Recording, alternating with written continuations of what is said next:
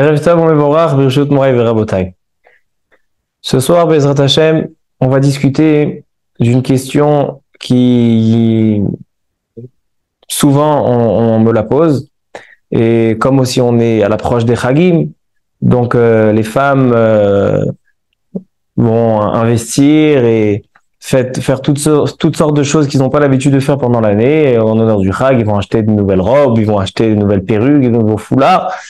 Et il y a une question bien célèbre, c'est est-ce que c'est permis de faire le maquillage permanent? Le maquillage permanent, en deux phrases, qu'est-ce que c'est? C'est comme un tatouage. Pourquoi c'est comme un tatouage? Parce ils piquent à l'emplacement des sourcils. Une femme qui n'a pas les sourcils bien réguliers, ou bien une femme elle n'a pas la force de s'occuper de ses sourcils. Alors qu'est-ce qu'elle fait? Ils enlèvent les sourcils naturels et ils vont infiltrer des sourcils artificiels. Ça veut dire que c'est à l'intérieur, c'est une couleur, c'est comme un tatouage. Ça se fait à l'intérieur de la peau. Et comme ça, après, elles sont tranquilles pendant quelques mois, voire même quelques années. Alors donc la question, c'est qu'il y a un problème de tatouage, peut-être. On sait que la Torah nous interdit de se tatouer. Alors donc, est-ce que c'est permis ou pas? Deuxième question de notre shiur, est-ce qu'il est permis, des fois, quelqu'un il nous donne un numéro de téléphone. Alors, je ne sais pas si c'est encore actuel pour ceux qui ont des smartphones. Aujourd'hui, quand tu as un smartphone et on te demande un numéro de téléphone, on dit je t'envoie par WhatsApp. Mais ceux qui ont encore les téléphones à l'ancienne, alors des fois, on leur donne un numéro de téléphone, ils veulent noter avec un stylo, écrire sur la paume de la main, écrire le numéro afin de se rappeler du numéro. Est-ce que c'est permis ou pas? Est-ce que c'est vrai que c'est pas comme un tatouage, étant donné que c'est pas infiltré sous la peau, mais peut-être qu'il y aurait un Issour Midei Rabbanan. Peut-être qu'il y aurait un Issour Midei Rabbanan d'écrire sur sa peau. Top. Alors ça, c'est notre question de ce soir. Le Sefer HaChinuch, donc un livre qui nous ordonne toutes les mitzvot de la Torah, les 613 mitzvot, il nous donne aussi la logique dans la mitzvah 253. Il ramène le pasouk dans Chumash Vaikra. Le pasouk nous dit Uchtovet ka'aka lo titenu bivsarchem. C'est-à-dire, Ktovet ka'aka, Ktovet c'est une écriture, ka'aka c'est un ka'akua, c'est une écriture qui est ancrée dans la peau. Lo titenu bachem. On n'a pas le droit de faire un tatouage. Voilà la source dans la Torah. Donc, il faut savoir que l'interdit de faire un tatouage est un interdit minatora qui est mentionné dans ce pasuk. Il dit le Sefer HaChinuch. Et il rapporte ça au nom du Rambam. Aïmian, כמו שעושים היום הישמעאלים שכותבים בבשרם ואינו נמחק לעולם. Une écriture qui va être tatouée dans la peau et elle ne s'efface jamais. Pourquoi la Torah interdit le tatouage? Nous dit le Rambam, le Sefer HaChinuch, parce que c'est l'habitude des idolâtres. Les idolâtres, lorsqu'ils veulent marquer sur leur peau qu'ils appartiennent à telle idolâtrie, alors donc ils vont marquer sur leur peau qu'ils appartiennent à cette idolâtrie. Et comment ils vont marquer? Par intermédiaire d'un tatouage. C'est un signe de fidélité envers leur idolâtrie. Et la Torah, dans la parashat Kedoshim, nous dit que le peuple juif est différent des nations. Et on n'a pas le droit de pratiquer les manières de culte, on va dire, les manières des Ovdei Avodah Zara, des idolâtres. Et donc, parmi toutes ces choses-là, dit le Rambam, voici la raison pour laquelle on a interdit dans la Torah de faire un tatouage. Metsuyan. Ainsi, de se raser à la lame, etc. Donc, il y a beaucoup d'interdictions que le Rambam rattache à l'interdiction de l'otelechu bechukot hagoyim, interdiction de se comporter comme les idolâtres. Alors donc, comme ça nous dit le Sefer HaChinuch. Vient la Mishnah, donc c'est en fait dans le traité talmudique Makot, à la page 21, la Mishnah nous dit les halachot, les lois du tatouage. Akotev, ktovet ka'aka, katav velo ki'akea velo katav, eno chayav ad sheyichtov ve'ka'akea. Nous dit la Mishnah, l'interdiction de faire un tatouage, elle est à deux conditions. Première condition, c'est qu'il écrit. C'est que ce soit une écriture. Deuxième condition, c'est que ce soit tatoué. C'est quoi tatoué? Il dit Rashi qui était français, il dit point to rire, pointé. Lorsqu'on prend une aiguille, comment on fait un tatouage? On met de l'encre, on troue la peau et l'encre s'infiltre à l'intérieur. La peau va se cicatriser et donc l'encre est en dessous. Ou bien, aujourd'hui, dans le temps moderne, ils ont une épingle, ils ont comme une machine qui troue et qui place en même temps. Quand elle troue, elle place l'encre à l'intérieur. Comme ça dit la Mishnah. Mais si il a seulement écrit sur sa peau, sans avoir tatoué, il a écrit sur la peau sans tatouer. Ou bien, il a percé la peau, il a tatoué, mais sans mettre de l'encre. Katav velo ki'akea velo katav. Il n'est pas chayav mideoraita. C'est pas mideoraita. Est-ce que ça serait miderabanan? On verra par la suite. D'accord? Si ça serait interdit miderabanan, donc on n'a pas le droit d'écrire un numéro de téléphone sur la paume de la main. Parce que c'est katav velo ki'akea. Il a écrit, mais il n'a pas pointé, il n'a pas tatoué. Alors donc, l'interdit de la Torah sera seulement lorsqu'un homme met de l'encre, met une écriture, et aussi il va tatouer la peau, il va trouer la peau afin d'imprégner l'encre à l'intérieur. Ça, c'est une première halakha que nous dit la Mishnah.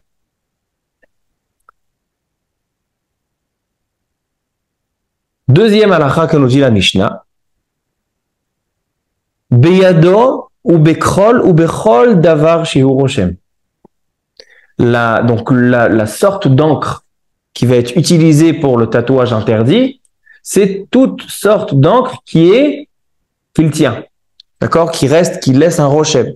Par exemple, quelqu'un qui va tatouer dans sa peau une espèce d'encre qui s'évapore, qu'après quelques instants elle s'en va, il n'y a pas d'interdiction minatora de Karakua. Il faut que ce soit un duo, une écriture, une encre qui reste et qui sera là pendant longtemps. Et maintenant, une troisième halakha, nous dit la Mishnah. Troisième et dernière. Rabbi Shimon ben Yehuda, Mishum Rabbi Shimon Omer, Eno chayav ad sheichtov sham et Hashem. Il dit Rabbi Shimon que l'interdiction du tatouage, elle est seulement lorsqu'un homme se tatoue un nom d'une idolâtrie. Mais s'il va se tatouer pas le nom de l'idolâtrie, il n'y a pas d'interdiction minatora a priori, machloket rishonim, mais il n'y a pas de malkot. On ne va pas le frapper. La Torah, quand elle a interdit, dit Rabbi Shimon, c'est d'écrire un nom de Avodah Zarah. Pourquoi cette halakha, la troisième halakha, elle a été donnée au nom de Rabbi Shimon?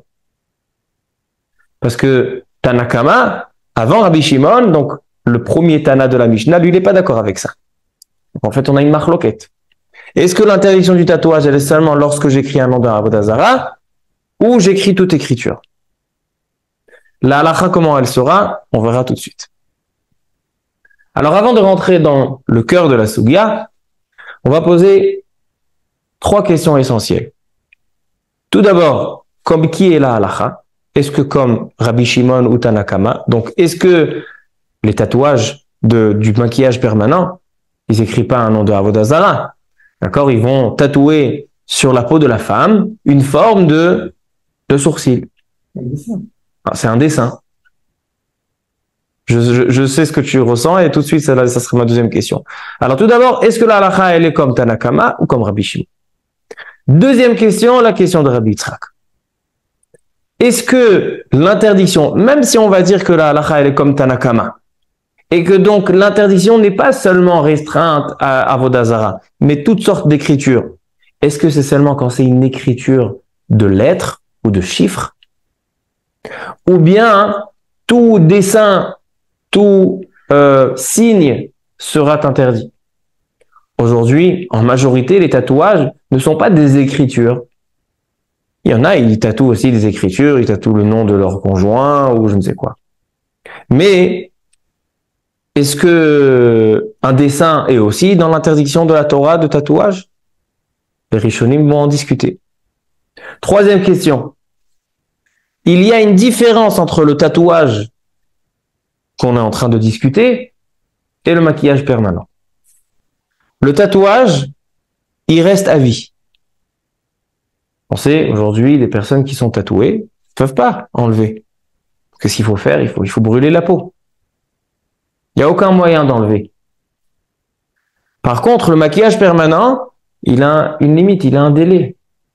Quelques mois, quelques années, pas plus. Pourquoi? Tout dépend de la profondeur où on va tatouer. On sait que la peau, elle a énormément de couches. Il y a des couches de peau.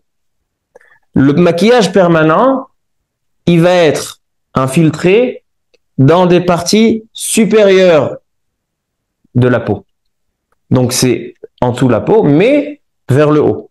Et donc, étant donné que la peau, elle a un cycle où elle se renouvelle, donc après quelques mois, la peau, elle se renouvelle, donc la peau qui a le tatouage dessus, elle s'en va. Par contre, les tatouages, les vrais tatouages, ils sont faits plus profonds que ça, et donc même si la peau elle se change, c'est pas assez pour changer toute la peau. C'est pour ça que le maquillage permanent, il dure quelques mois, qui n'est pas comme le tatouage normal. Alors donc la question elle est-ce qu'un tatouage qui ne reste pas les olam, qui ne reste pas à tout jamais, il a un délai, il a une limite, est-ce que lui aussi il est inclus, compris dans l'interdiction de tatouage? Et quatrième et dernière question, est-ce que lorsque je fais, étant donné que le Rambam et le Sefer HaChinuch nous ont dévoilé que la raison pour laquelle la Torah interdit le tatouage, c'est parce que c'est l'habitude des Ovdei Avodah Zara qui se marquent, mettent le nom de leur Dieu sur leur peau. Quelqu'un qui va se faire un tatouage, pas avec une kavana de Avodah Zara. Il fait pas avec une kavana de Avodah Zara. Lui, il veut écrire un tatouage, un dessin sympathique. Une femme, elle veut mettre un dessin de sourcil. Elle fait pas ça la Avodah Zara. Donc voici les 4 questions. Et en fonction de ce qu'on va répondre à ces 4 questions, on va pouvoir donner la réponse. Est-ce que c'est permis pour une femme aujourd'hui de faire le maquillage permanent ou pas? Alors maintenant, on commence. Amar Rav Melachia, donc ça c'est suite à la Mishnah dans Makot, page 21, la Gemara. Amar Rav Melachia, Amar Ravada Barava. Asur lo le Adam sheiten efer mikle al gabe makato. מפני שנראית ככתובת קרקע. רב אשי אמר, כל מקום שיש שם מכה, מכתו מוכיח עליו. מחלוקת entre les Amoraïm, entre Rav Melachia et Rav Ashi. Quelqu'un il s'est blessé. Il s'est ouvert, d'accord, il saigne.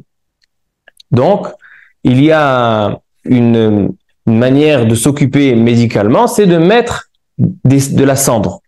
Certaines cendres, ils mettaient sur la plaie afin que ça se referme et la cicatrisation se fait de la meilleure manière. Maintenant, le problème, c'est que si tu mets de la cendre sur une chair découverte, si tu mets de la cendre sur une plaie, ça va rester.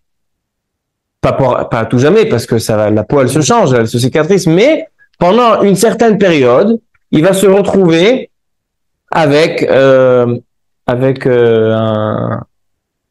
une tache, une marque. Alors, demande la Gemara, est-ce que c'est interdit aussi par l'interdiction de Ktobet Karaka, parce que c'est en dessous de la peau, parce que maintenant, ça va se cicatriser, ça va se voir. Rav Melachia, il dit, c'est assourd. Pourquoi? Parce que ça ressemble à un tatouage. Rav Ashi, il dit, c'est moutard. Pourquoi? Étant donné qu'il s'est blessé, et donc sa blessure, on voit que c'est une plaie. C'est pas quelqu'un qui est parti se faire un tatouage. On voit, il s'est blessé, il a mis ça en dents. Donc la maka a mochiach alav. Donc en fait, la blessure prouve qu'il n'a pas fait un tatouage. Donc il dit, c'est l'onira. Halakha lema, c'est comme Rav Ashi. Comme ça, il tranche le Shulchan Aruch dans le Siman Koufpe dans Yoredea. Il dit le Shulchan Aruch, Mutar liten afar mikle al makato. Quelqu'un qui s'est blessé et il veut mettre de la cendre dessus, même si ça va laisser une marque, c'est mutar, étant donné que la maka, donc ça prouve qu'il ne fait pas ça en tant que tatouage, mais seulement pour cicatriser sa plaie. Maintenant, revenons au sujet de la Mishnah, où on a vu une marloquette entre Tanakama et Rabbi Shimon. Est-ce que l'interdiction du tatouage, elle est seulement quand on écrit un nom de Avodah Zara? Enfin, beaucoup de Rishonim ont tranché comme Rabbi Shimon, que l'interdiction du tatouage, elle est seulement quand j'écris un nom de Avodah Zara, nom d'idolâtrie. Mais si je fais un dessin où j'écris le nom de mon ami ou le nom de mon conjoint, étant donné que c'est pas un nom de Avodah Zara, il n'y a pas d'interdiction. Kopanim loloke, il n'y a pas de coup. Mais le Shulchan Aruch n'a pas tranché comme ça. Le Shulchan Aruch, dans le même siman, Kuf P, il dit Ktovet Karaka, Ainu, Shesoret al Besaro. Qu'est-ce que c'est l'interdiction dans la Torah de Ktovet Karaka, le karakua, le tatouage? C'est qu'un homme Soret al Besaro, quelqu'un qui va griffer, qui va ouvrir la peau, et il va remplir Umemale Mekomaserita Bechol audio avec de l'encre, au char tzvaïm ou avec d'autres couleurs, et après ça va se cicatriser, donc il a une marque, il a une écriture qui est dans sa peau. Ça, c'est l'interdiction. Mais le Shulchan Aruch ne nous dit pas que c'est seulement s'il a écrit le nom d'Avodah Zara. Donc, la première question, on l'a répondu. C'est, est-ce que la halacha, elle est comme Tanakama ou Rabbi Shimon? Beaucoup de Rishonim tranchent comme Rabbi Shimon, mais le Shulchan Aruch tranche comme Tanakama. Donc, même si c'est pas une écriture d'Avodah Zara, c'est quand même Asur Mishum Karakua. La deuxième question qu'on a demandé, c'est est-ce que l'interdiction, elle est seulement quand j'écris une écriture ou un dessin, ça serait pas interdit? La Torah nous dit Ktovet Ka'aka. Ktovet, ça vient du langage Ktav, Ktiva. Alors il vient le shoot Mutsal Me'esh et il dit peut-être que l'écriture dont il est question, peut-être qu'elle ressemble à l'interdiction de l'écriture pendant Shabbat. On sait que Shabbat, un des 39 travaux, c'est Kotev. Quelqu'un qui écrit pendant Shabbat, il a transgressé. Et là-bas, la Mishnah, dans Masechet Shabbat, page 75, la Mishnah nous dit que la Ktiva, elle est seulement quand quelqu'un il écrit 2 lettres. Mais quelqu'un qui n'écrit pas 2 lettres, quelqu'un qui dessine, est-ce qu'il a fait l'interdiction de Kotev? Non. Quelqu'un qui a écrit 1 lettre, est-ce qu'il a fait l'interdiction de Kotev? Non. Alors donc, il dit le Mutsal Me'esh que pour faire l'interdiction de Ktovet Karaka, il faut 2 lettres minimum. Tous les poskim ne sont pas d'accord avec le Shoot Mutsal Me'esh. Le Sefer HaChinuch déjà, Sefer HaChinuch, dans la même mitzvah, Reshon Gimel, il dit Afilu katav ot achat bechol makom begufo areze aso. Il dit le Sefer HaChinuch, c'est pas comme Shabbat.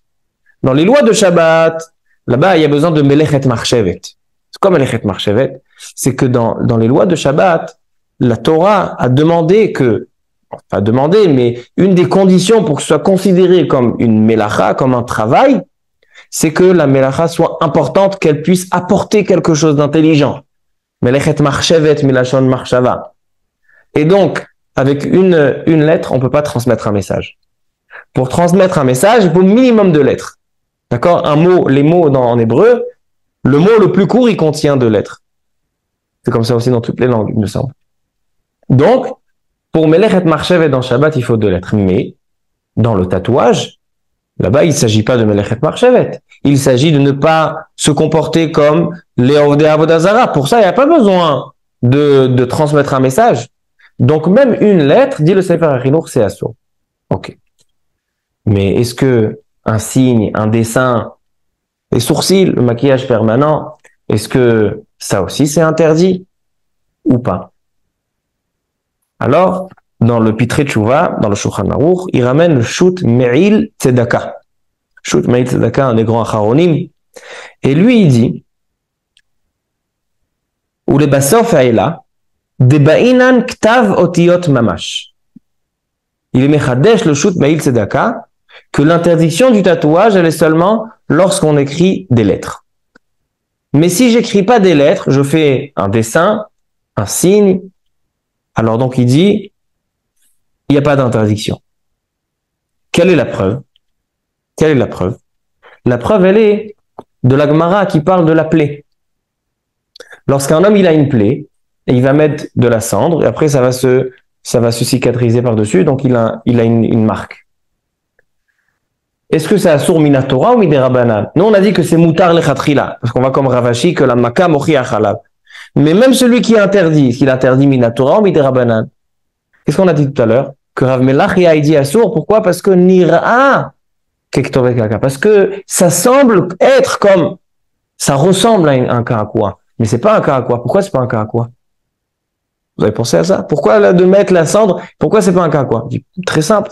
Il met de la cendre dessus. Ça reste. Parce que quand c'est Dio. Non, on a dit tout à l'heure que Dio avec kol davar shéroshen. Tant que ça reste, alors il dit le mail tzedaka. Tu sais pourquoi? Moi je vais te dire pourquoi. Parce que c'est pas des lettres. Si ça, étant donné que moi je pense, il dit le shoot mail tzedaka, que l'interdiction du tatouage elle est seulement quand il écrit des lettres. Mais si seulement un signe ou un dessin, il n'y a pas d'interdiction. Alors donc c'est pour ça que Meikaradin c'est moutar, seulement un sourmidé rabanan. Et quand un homme il a une maka, c'est moutar parce que la plaie elle prouve. Donc ça veut dire que on a déjà un premier détail qui va alléger l'interdiction dans notre cas, c'est que dans notre cas du maquillage permanent, il n'est pas en train d'écrire des lettres, mais il est en train seulement de faire un signe. Donc ça descend de Deoraita à des rabanan. Et quand j'autorise des rabanan, par exemple, quand quelqu'un il a une plaie, que la plaie elle va prouver. Alors donc c'est un interdit des rabanan. Ça c'est le premier élément. Deuxième élément. On a posé la question. Un tatouage qui n'est pas à tout jamais. Il n'est pas à vie. Il a un délai, comme j'ai dit tout à l'heure, ça dépend où tu vas tatouer ton tatouage. Quelle couche de peau. Plus tu vas faire le tatouage profond, et plus tu as de chances qu'il reste à vie. Donc un vrai tatouage, il est fait bien profond. Mais le maquillage permanent, il a un délai de quelques mois. Pourquoi? Étant donné qu'ils vont le faire dans des couches supérieures de la peau. Top. Maintenant, disons que cette femme, elle veut se faire un maquillage permanent, elle veut écrire des lettres. Elle veut faire sur ses sourcils tout l'alphabet. Donc elle a écrit des lettres. A priori des lettres, c'est Deoraita. Mais ce tatouage, il n'est pas à vie. Est-ce que ça allège? Est-ce que l'interdiction, elle est seulement à vie? Alors, ça, on a retrouvé plusieurs langages dans les Rishonim. Dans la majorité des Rishonim, lorsque, par exemple, Rashi ou le Rambam, quand il parle du tatouage, il dit que quelqu'un qui fait un tatouage, olamit. Olamit, ça vient du langage olam. Olamit, c'est à vie. De là, on peut déduire que si c'est pas olamit, que si c'est pas tout à vie, alors donc, ça sera pas deoraita au moins. Donc, on a une deuxième. Par contre, le Nimukei Yosef, Rabbi Yosef Raviva, sur le Rif, dans Masechet Makot, je vais vous lire son langage. Vous allez me dire, regardez comment les poskim, dans les langages des Rishonim, comment il faut attention de lire chaque mot. Parce que les Rishonim chaque mot, on doit comprendre pourquoi ils ont écrit comme ça et pas autrement.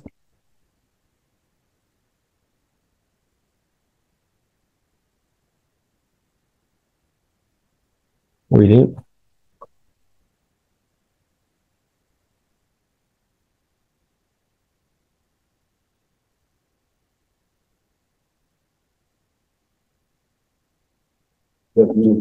Iphone est là.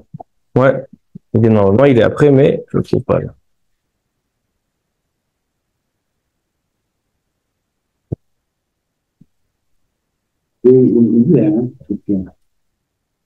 C'est sûr qu'il est, mais regarde la manière dont c'est. Voilà, c'est la côte.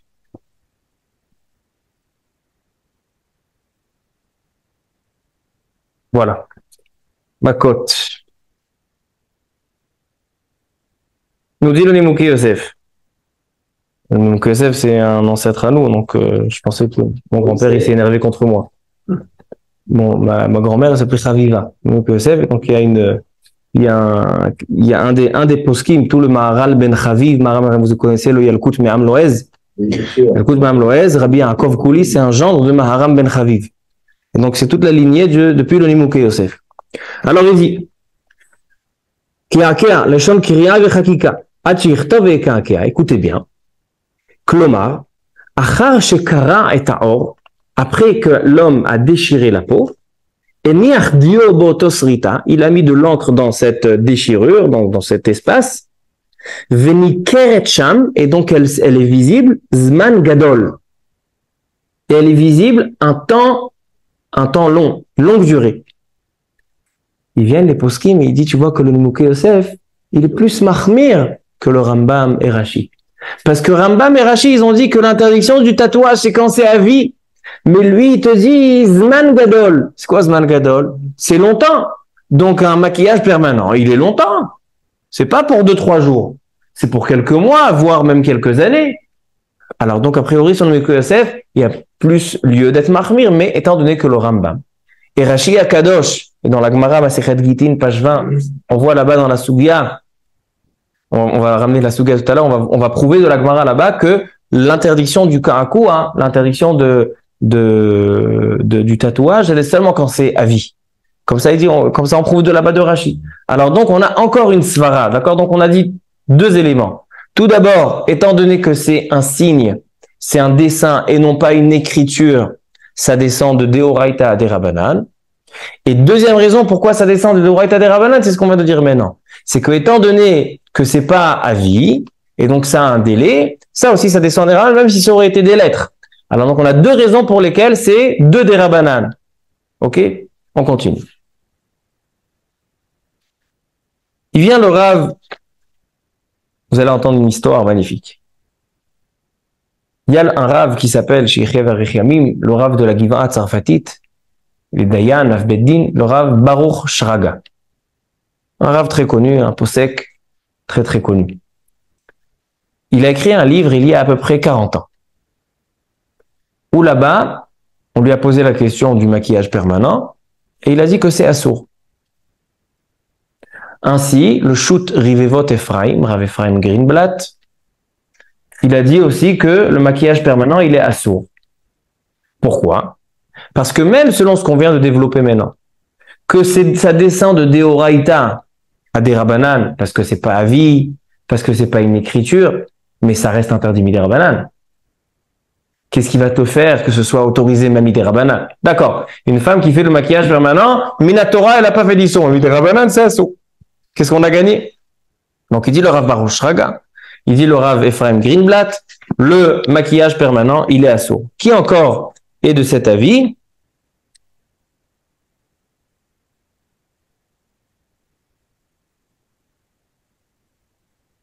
Le Rav Shut Veshav Verafa, c'est un des grands d'Angleterre, le Rav Rabbi Raphaël Eifers. Ainsi, il y a une liste de poskim qui interdisent le maquillage permanent, étant donné que c'est vrai que c'est pas Mideoraita, mais c'est quand même interdit Miderabanan. Et dans le Rav Baruch Shraga, il dit, je suis allé devant le Rav Ovadia Yosef, et il m'a dit qu'il est d'accord avec moi. Il est allé, il a montré, il est d'accord avec moi, donc, Rav Ovadia Yosef aussi est d'avis que c'est assourd de faire le maquillage permanent, Miderabanan. Maintenant, quand j'ai vu ça, j'étais très étonné. Dans le livre du Rav Ovadia Yosef lui-même, le Sefer Taharat Habayit, sur Ilchot Nida. Là-bas, il parle une femme qui a fait un maquillage permanent. Est-ce que c'est Khatitza pour le mikvé ou pas? Et il dit, c'est pas Khatitza. Et dans la Ehara, donc en bas, il dit, est-ce que c'est permis, Bichlal, est-ce que c'est permis de faire le maquillage permanent? Il dit, étant donné qu'on a plusieurs raisons que ça descend de Deoraita à Derabanan, comme on vient d'expliquer, et étant donné que cette femme, elle le fait parce que elle a des sourcils qui sont pas bien faits, et elle commence à perdre les poils des sourcils, et donc elle veut le faire Mishum Boucha. Donc ça ressemble à quelqu'un qui veut mettre de la cendre sur la plaie. Pourquoi? Parce que quand quelqu'un qui met une cendre sur la plaie, la plaie, elle prouve qu'il fait pas un tatouage. Seulement il veut seulement compléter et seulement faire la cicatrisation. Là aussi, elle a une raison pour laquelle elle fait seulement pour Mishum Boucha, etc. Elle fait pas ça pour un tatouage, de Avodah Zara, etc. Alors il dit Rav Ovadia Yosef, Mouta. Alors j'étais étonné, Rabban Shraga. Il ramène au nom de Rav Ovadia Yosef. Il dit, j'ai été devant Rav Ovadia Yosef, il m'a dit Assour. Et dans son livre, Rav Ovadia Yosef, il te dit, Mouta. Alors j'ai regardé encore une fois dans Rav Ovadia Yosef, et regardez le chidouche en une demi-ligne, un chidouche que j'ai vu. Alors il ramène ceux qui sont mahmiri. Il dit, le Rav Ovadia Yosef, il y a beaucoup qui sont mekilim, comme le Rav Moshe Feinstein, et donc lui-même, ainsi le shoot Bet Avraham Isha'a, le Rav Ezra Batzri, donc plusieurs poskim qui sont d'avis d'autoriser le maquillage permanent. Et regardez ce qu'il dit en deux lignes. Ça, quand j'avais vu avant, j'avais pas fait attention. Mais là, comme j'ai vu Rabban Shraga et Assour, donc j'ai dit, il faut que je regarde encore une fois. Regardez ce qu'il a marqué. Il dit, Ve'af she'arav hagaon Rabbi Baruch Shraga. Rabbi Baruch Shraga, c'est un élève de Rav Ovadia Yosef. Il dit, malgré que le Rav Baruch Shraga, Cholek, il dit que c'est Assour. Ve'ela le'achmir. Ve'katav ken gam bishmi. 4 mots. C'est vrai que le Rav Baruch Shraga, il a écrit en mon nom. Il dit, malgré tout, aujourd'hui que j'ai refait la Sugia, je pense que c'est permis. Une demi-ligne dans le Taratabay. Il dit, c'est vrai. J'étais d'avis que c'est Assour. Quand il m'a montré mon élève Rav Baruch Shraga, j'étais d'avis que c'est Assour. Mais aujourd'hui, étant donné que j'ai refait la Sugia, j'ai vu que ça descend de Oraïta à des Rabanan, et il y a 2 des Rabanan, 3 des Rabanan, Mikaradin c'est moutar. Et il dit, une femme qui fait ça parce qu'elle a honte, alors vadaï que c'est moutar. Les khatrila. Une femme, elle a honte, elle n'a pas des beaux sourcils, etc. Non seulement ça que c'est pour sa honte, c'est aussi pour le shlom bait. Vadaï que les khatrila, on lui dit de faire le maquillage permanent. Mais même une femme, elle a des beaux sourcils. Juste, elle veut se faciliter la vie. Juste, elle veut que ce soit plus joli. Il dit, une femme qui fait ça, yesh la malismor. Parce que c'est très des rabanan. Il dit même c'est là des rabanan. Alors donc on voit un truc intéressant, c'est que Rav Baruch Shraga, il a ramené au Rav Ovadia Yosef que c'est Assour, il te dit. Et j'ai cherché à ce sujet dans Tzara Chochma, j'ai trouvé une histoire magnifique. Un livre d'un élève de Rav Ovadia Yosef qui raconte des histoires sur le Rav. Et il dit, venez, je vous raconte une histoire de Anava de Rabbi Ovadia Yosef. Lorsque Rav Ovadia Yosef a écrit ce livre, Taharat Habayit Chelek Gimel, il est arrivé au sujet du maquillage permanent, et il a écrit que c'est moutar. Il a prouvé que c'est moutar. Et il a demandé à son secrétaire, appelle s'il te plaît le Rav Baruch Shraga qui vienne. Ok? Il appelle au téléphone le Rav Baruch Shraga. Le Gdolador, il m'appelle. Je suis là. Il est arrivé chez le Rav Ovadia Yosef. Il dit, regarde, j'ai écrit maintenant, dans mon nouveau livre, je suis en train d'écrire que c'est permis le maquillage permanent. Regarde, prends les feuilles, va chez toi, étudie ce que j'ai écrit, et dis-moi si j'ai raison ou pas. Ça veut dire que Rav Ovadia Yosef, il savait que Rav Baruch Shraga, il lui avait dit qu'il était d'accord avec lui. Mais étant donné que maintenant il a changé d'avis, il dit, je peux pas changer d'avis et maintenant publier, je vais faire honte à Rav Baruch Shraga, qu'il a fait kavod. Il a dit, regarde, prends les feuilles. Si tu penses que j'ai tort, dis-le-moi. Canéré que il avait pas tort, et donc il a imprimé dans le livre. Voilà l'histoire de ces 4 mots. Afalpi Sharav Baruch Shraga Katav Bishmi. Il a écrit en mon nom que c'est Assour. Aujourd'hui que j'ai revu la Sugia, je pense que, regardez quel navar, on va dire ça. Hein? Ça m'intéresse vraiment à savoir qu'est-ce qu'il pense aujourd'hui le Rav Baruch Shraga. J'ai pas vu un livre qu'il a écrit après. En tout cas, ce qu'il faisait après, il avait écrit que c'était Assour. D'accord. Donc, Rabotai, qu'est-ce qu'on voit ici jusqu'à présent? On a vu à la Chavema assez. On va répondre à notre question du maquillage permanent en 2 étapes, deux paramètres. Une femme qui a honte. Donc, quand il y a une honte, une gêne, il y a un problème de shlom bait, le mari, ça lui plaît pas, les sourcils de sa femme, moutar lechatrila, de faire le maquillage permanent. Une femme elle a des beaux sourcils. Et elle n'a pas de problème, elle veut faire ça juste pour que ce soit plus beau, ou que ce soit plus facile. Il dira à Yosef, yesh la al-milismoch. Il dit, yesh la al-milismoch, elle peut le faire. D'accord, ça c'est donc pour la question du maquillage permanent. Maintenant, pour la question de Est-ce qu'on a le droit d'écrire un numéro de téléphone sur la peau? C'est aussi une question qui est très d'actualité. Alors, on a vu tout à l'heure dans le Rambam et dans la Mishnah, Katav velo kiakea velo katav, il dit le Rambam patour. C'est quoi patour? Patour, ça veut dire qu'il est exonéré de toute punition. S'il a fait il a écrit et il a fait le tatouage katav kiakea, il est chayav, il a la punition. Mais s'il a écrit sans tatouer, ou il a tatoué sans écrire, il est seulement patour. En général, par exemple dans Ilchot Shabbat, quand il y a marqué patour, et fait Rabbi Gilbert, c'est patour, avala sour midei rabanan. En général, c'est sour midei rabanan quand il y a marqué patour. Mais ça, c'est dans Ilchot Shabbat. Dans les autres halachot, c'est pas tout le temps le cas. Donc il dit le Kesef Mishneh que des fois le Rambam, dans des interdictions comme le Pe'atazakan, etc., quand le Rambam il te dit patour, c'est patour ou moutar. Donc il dit a priori le Minchat Rinour, il dit ici aussi, étant donné que le Rambam il te dit patour, donc ce serait permis les Khatrila de prendre un stylo et d'écrire sur la peau. Pourquoi? Parce qu'il a pas tatoué. Mais il ramène le Minchat Rinour, un Tosfot dans Masechet Gitin. Et on va voir maintenant la Sugia dans Masechet Gitin, avec ça on va terminer le shiur. Il y a une autre Sugia de tatouage dans le chasse qui est Beremez. Ça, la Sugia qui est Meforash, la Sugia qui est vraiment explicite, c'est Makot 21. Mais il y a dans Gitin, page 20, on a aussi mentionné là-bas le Inyan du tatouage. Le marqué là-bas, Gitin, c'est le get.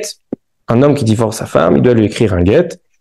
Vekatav la Sefer Kiritut, Venatan Beyada. Il écrit un get et il doit lui donner. Maintenant, on nous dit la Mishnah, là-bas dans Gitin, la chose suivante. Bakol Kotvin.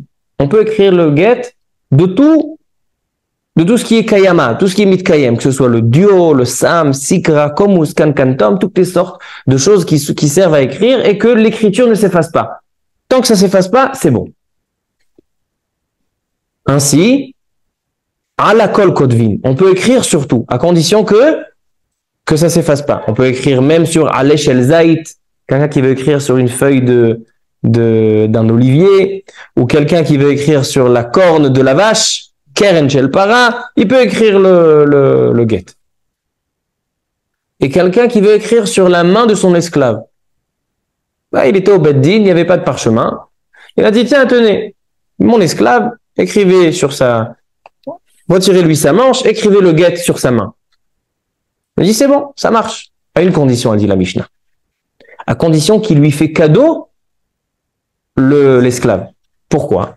Parce que le get, lorsque l'homme donne le get à la femme, le get doit maintenant appartenir à la femme. Comme il est écrit, Vekatav la Sefer Kiritut, Venatan Beyada. Ça doit être donné. Or, s'il écrit sur l'esclave, ou même sur la corne du taureau, mais la corne du taureau et le taureau il lui appartient, il n'a pas donné.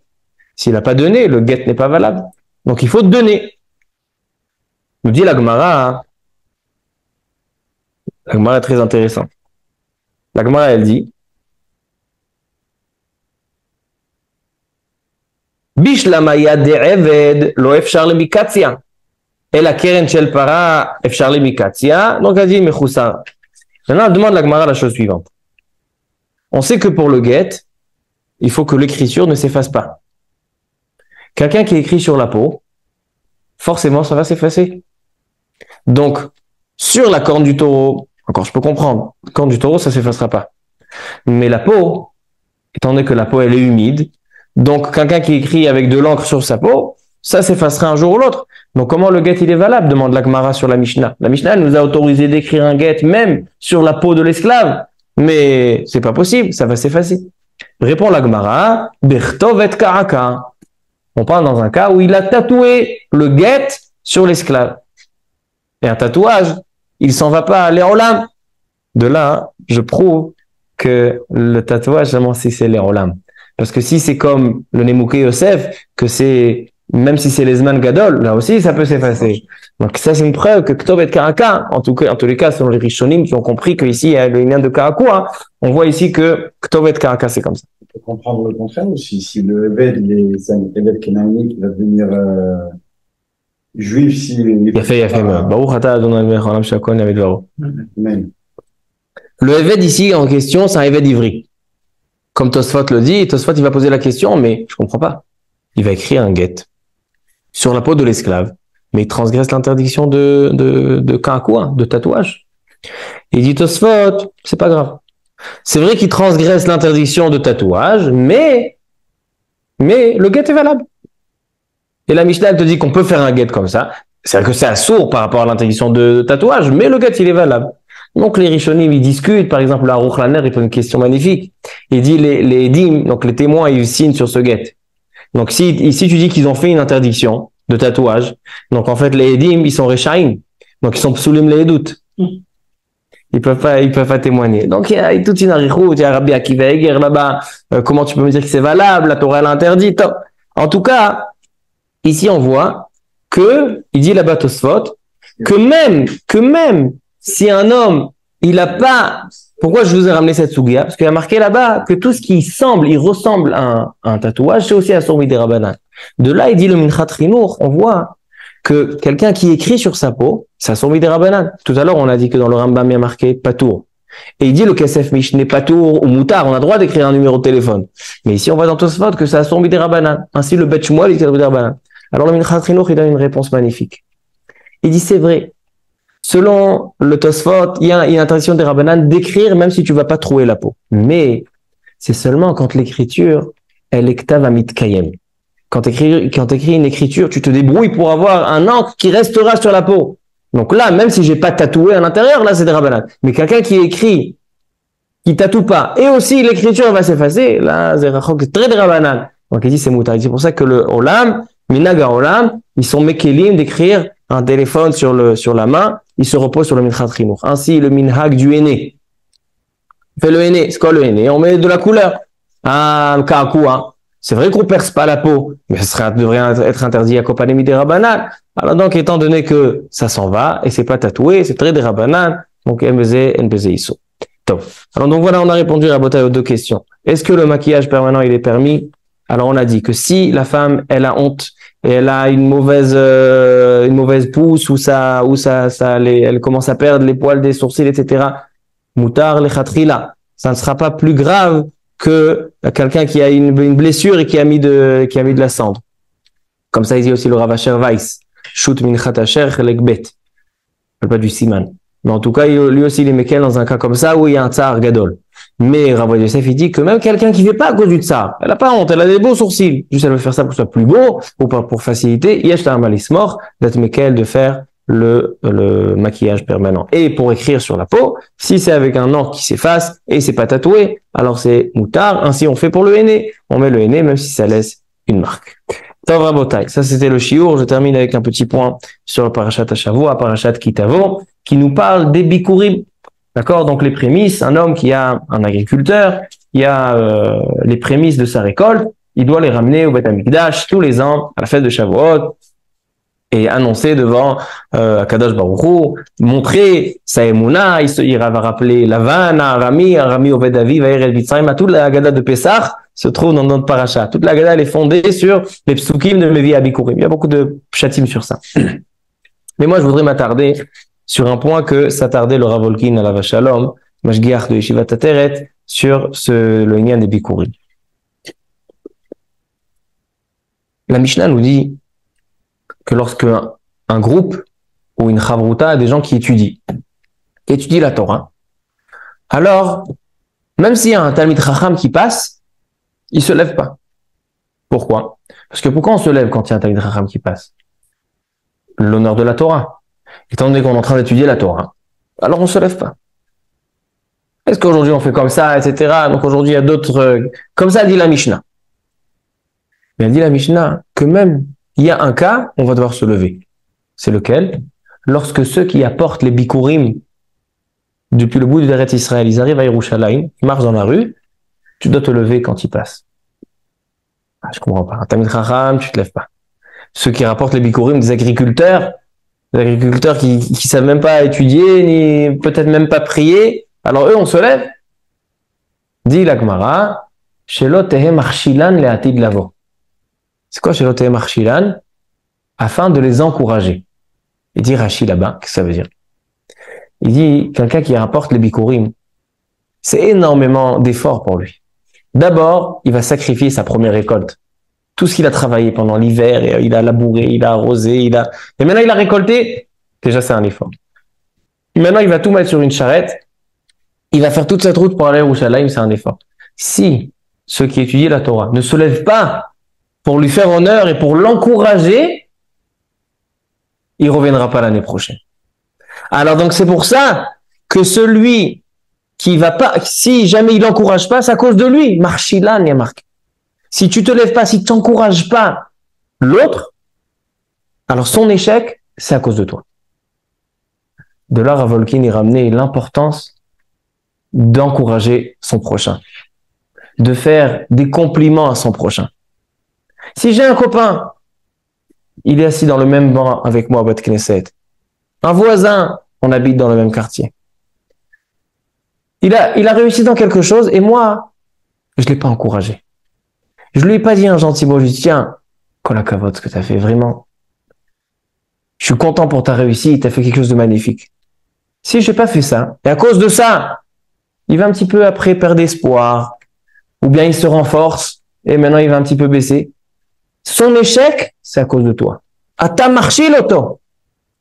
Et il racontait, le Rav Wolkin, une histoire avec le Rav Shach qu'il a eu personnel, mais moi je vais m'attarder sur une autre histoire que j'ai entendue de Rav Reuven Elbaz Shalita, le Rosh Yeshivat Or HaChaim, que vous connaissez bien. Une fois, le Rav Reuven Elbaz, le Rosh Yeshivat Or HaChaim, est venu un dimanche chez le Rav Ovadia Yosef à Arnof à 2h de l'après-midi pour être Moël dans une brite Mila. Tous les jours, pratiquement tous les jours chez Ovadia Yosef, à 2h, il y avait des britotes, qu'il y en ait une, deux ou trois, ça prenait à peu près le même temps. 1, 2, 3, mincha. Voilà le temps que Rav Yosef il donnait aux britotes parce qu'il étudiait toute la journée, 5 minutes. Attention, il faisait honneur. Quand il descendait pour la brite, il mettait sa belle robe, etc. Il a dit, ça, pour respecter les photos, il y a des gens qui viennent de tout Eretz Israël, ils viennent pour être le Rav Yosef Moël. Le minimum, c'est que je m'habille bien. Il était Sandak. Et le Rav Reuven Elbaz, cette fois-ci, il était arrivé un dimanche. Il arrive à la Brit Mila, vous savez, quand les rabbanim se rencontrent, un petit bonjour. Alors, c'était dimanche soir. Le Rav Ovadia Yosef, tous les Motzei Shabbat, il avait son célèbre shiur du Motzei Shabbat. Le Rav Reuven Elbaz, il lui dit à son oreille, il lui dit, Kvod Harav, ha-shiur shel etmol, c'est dimanche. Donc, votre cours d'hier soir, aya mashou. Il était spécial. Rav Ovadia Yosef, il lève la tête, il dit, ma béhémet, il était étonné, il dit, c'est vrai, mon shiur, il était bien. Rav Reuven Elbaz, il raconte cette histoire souvent pour dire à quel point même le Gdol Ador, Rav Ovadia Yosef, il a besoin d'encouragement. Même le Gdol Ador, il a besoin d'être encouragé. C'est pas parce qu'il est grand, et c'est pas parce qu'il est chacham. Un homme, pourquoi Akadosh Baruch Hu, il nous a mis dans ce monde avec une société, avec une famille, avec une femme, avec des enfants, avec des copains, avec des rabbanim, avec des élèves?